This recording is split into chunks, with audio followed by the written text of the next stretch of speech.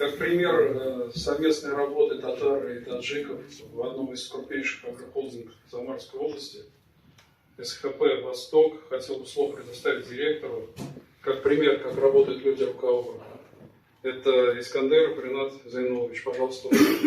Ассаламу алейкум, хурматлы кардашляр. Добрый день, коллеги. На самом деле я представляю село Мочелеевка, где живут и работают и татары, и таджики. Работают очень дружно, компактно, с уважением друг к другу. То, что пару недель назад произошло, все эти провокационные действия в наше село осуждают. Живем дружно, работаем дружно, воспитываем наших детей, учатся в одной школе все нормально у нас. Вопросов нет. Спасибо. Рахмет.